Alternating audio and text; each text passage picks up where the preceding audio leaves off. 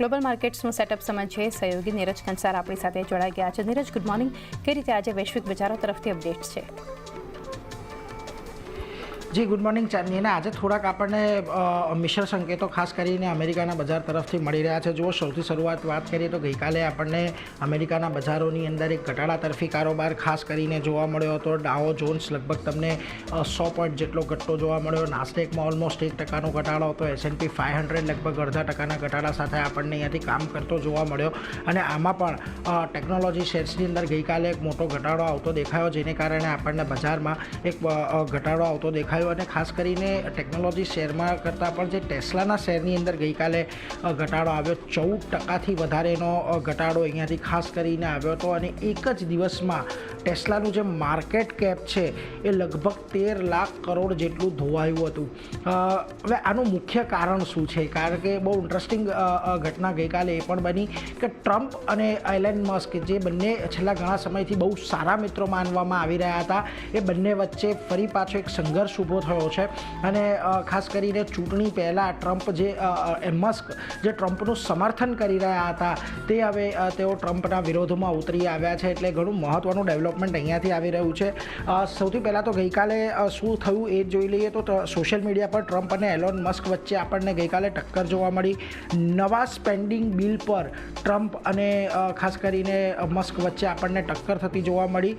બિલની ટીકા કરતાં મસ્કે આ બિલને જે છે, એટલે આ નવું જે સ્પેન્ડિંગ બિલ છે એને ખાસ કરીને વાહિયાત ગણાવ્યું। અને ત્યાંથી આ જે આખો વિવાદ છે એ વિવાદ અહીંયાથી શરૂ થતો આપણને દેખાયો। હવે જો મસ્કે પહેલાં તો આ જે બિલ છે એને વાહિયાત ગણાવી દીધું, તો ત્યારબાદ ડોનાલ્ડ ટ્રમ્પનું નિવેદન સામે આવ્યું, જેમાં તેઓ બોલ્યા કે તેઓ એલોન મસ્કથી ખૂબ નારાજ છે। એમનો જે ઈવી મેન્ડેટ છે, મસ્કનો ઈવી મેન્ડેટ એ ટ્રમ્પે છીનવી લીધો છે। અને ખાસ કરીને એમણે એવું પણ કહ્યું છે કે અમારા આની પહેલાં ખૂબ સારા સંબંધો રહ્યા છે, પણ ભવિષ્યમાં સંબંધો સારા રહેશે કે નહીં એ કહી શકાતું નથી। એટલે ચોક્કસથી આ બંને વચ્ચે બહુ મોટા મતભેદો ઊભા થયા છે।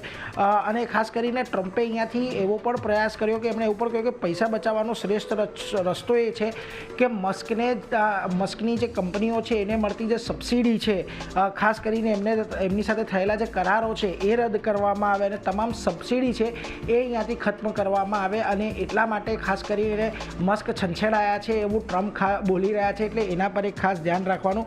જો કે એલન મસ્ક પર ફરી પાછું એમણે એ પણ કહ્યું કે મસ્કે પણ એવું કહ્યું કે મારા વિના ટ્રમ્પ ચૂંટણી હારી ગયા હોત, હું હતો એટલા માટે તેઓ ચૂંટણી જીત્યા છે। બિલ એવું હોવું જોઈએ કે જેથી દેશની ખાધ વધુ ન વધે અને ખાધ $5 ટ્રિલિયન સુધી ન વધવી જોઈએ, એવું ખાસ કરીને મસ્કનું માનવું છે। અને આને કારણે ગઈકાલે આપણને આજે બંને વચ્ચે થોડીક ખટરાક આવતી દેખાય, એને લઈને ટેસ્લાના શેરની અંદર આપણને ગઈકાલે મોટો ઘટાડો આવતો દેખાયો। હવે મહત્ત્વનું એ પણ છે કે અત્યારે ફરી પાછું જે મસ્કે નવું જે ટ્વીટ કર્યું છે એમાં ટ્રમ્પને અમુક બહુ ગંભીર ગુનાઓ માટેના તેમણે આક્ષેપો ટ્વીટ દ્વારા કર્યા છે। એમણે કહ્યું છે એમની એક ફાઇલ હતી કે એ ફાઇલો જો બહાર આવે તો ઘણા બધા જે ફાઇનાન્શિયલ છે અને સેક્સ્યુઅલ ઓફેન્ડર છે એમની વિગતો બહાર આવશે, અને એમાં ટ્રમ્પનું નામ છે, એટલા માટે ટ્રમ્પ એ ફાઇલો છે તે ખાસ કરીને બહાર નથી પડવા દેતા। એટલે હવે આ બંને વચ્ચેનો જે સંઘર્ષ છે ઘણો ઇન્ટરેસ્ટિંગ પણ બની રહેશે। અને અત્યાર સુધી જે બંને ખૂબ સારા મિત્રો કહેવાય રહ્યા હતા, એ મિત્રો વચ્ચે અહીંયાથી હવે ફરી પાછી એક દરાર ઊભી થઈ છે। એટલે ટેસ્લા માટે તો મહત્ત્વનું રહેશે જ, પરંતુ ખાસ કરીને આની અસર બીજી માર્કેટ પર શું આવે છે એના પર પણ એક ખાસ આપણે નજર રાખતા રહીશું। બીજી બાજુ હવે આગળ વધીએ તો ચીન અને અમેરિકા વચ્ચેની ફરી પાછી એક વખત વાતચીત થતી જોવા મળી છે। ગઈકાલે યુએસના રાષ્ટ્રપતિ ડોનાલ્ડ ટ્રમ્પ અને ચીનના રાષ્ટ્રપતિ છે શી જિનપિંગ, એ બંને વચ્ચે ખાસ કરીને વાતચીત થઈ। લગભગ 90 મિનિટ સુધી એ બંને જણાએ ફોન પર વાત કરી છે। ડોનાલ્ડ ટ્રમ્પનું કહેવું છે કે તમામ વેપાર મુદ્દે વાતચીત થઈ છે, બંને દેશના અધિકારીઓ અહીંયાથી ટૂંક સમયમાં મળશે અને વિવાદ ઉકેલવા માટે તેઓ આગળ અહીંયાથી બેઠક યોજશે, એવું ખાસ કરીને ટ્રમ્પનું નિવેદન આ ગઈકાલની બેઠક બાદ ગઈકાલની વાતચીત બાદ સામે આવ્યું છે। અને ખાસ કરીને આજે અમેરિકાનું જે પ્રતિનિધિ મંડળ છે એની અંદર સ્કોટ બેસન, હોવર્ડ લુટનિક, જેમ્સિન ગ્રીર, આ બધા પ્રતિનિધિઓ સામેલ હશે, જેઓ ચીન સાથે ફરી પાછા એક વખત બેસીને ડીલ ફાઇનલ કરશે, એવું ટ્રમ્પે અહીંયાથી ખાસ કરીને કહ્યું છે। જોકે સામેથી ચીનનું મીડિયા એવું કહી રહ્યું છે કે આ જે વાતચીત છે એની શરૂઆત ટ્રમ્પે કરી છે, ચીને નથી કરી. એટલે ચીન અહીંયાથી એવું કહી રહ્યું છે કે ખાસ કરીને અમેરિકા તેમની પાસે સામેથી મદદ માંગવા માટે આવ્યું છે. ઇન્ટરેસ્ટિંગ રહેશે અહીંયાથી પણ. પરંતુ જો અહીંયા ખાસ કરીને બજાર પર કોઈ અસર એટલા માટે નથી આવી કારણ કે ટેરિફના ભવિષ્ય વિશે હજી પણ કોઈ સ્પષ્ટતા નથી આવી. આ વાતચીત થઈ છે, પરંતુ જે ખાસ કરીને રેર મિનરલ અર્થ ને માટે કે રેર મિનરલ મેગ્નેટને માટે એ કમ્પોનન્ટ્સને માટેની જે ચિંતા ટ્રમ્પે થોડા દિવસ પહેલાં વ્યક્ત કરી હતી એ એડ્રેસ થઈ છે કે નહીં, એનો ઉકેલ આવશે કે નહીં, એ બાબતે હજી સુધી કોઈ સ્પષ્ટતા નથી આવી. અને ખાસ કરીને અમેરિકા ચાઇના ટેરિફ બંધ કરી દીધા છે, પરંતુ સમય હવે અહીંયાથી પૂરો થઈ રહ્યો છે. 9 જુલાઈએ 33 દિવસ બાકી છે અને એ દિવસે અંતિમ દિવસ છે આ ટેરિફ માટેની જે વચ્ચેનો સમયગાળો હતો એને પૂર્ણ થવાનો. અને અમેરિકા ચાઇના વચ્ચે બેઠક ક્યારે અને ક્યાં થશે તે પણ હજી નક્કી નથી. અને બજાર વાટાઘાટોમાંથી કંઈક મોટું બહાર આવવાની અપેક્ષા રાખતું હતું, જે નથી આવ્યું. એટલે એના પર પણ એક ખાસ નજર રહેશે. બીજી તરફ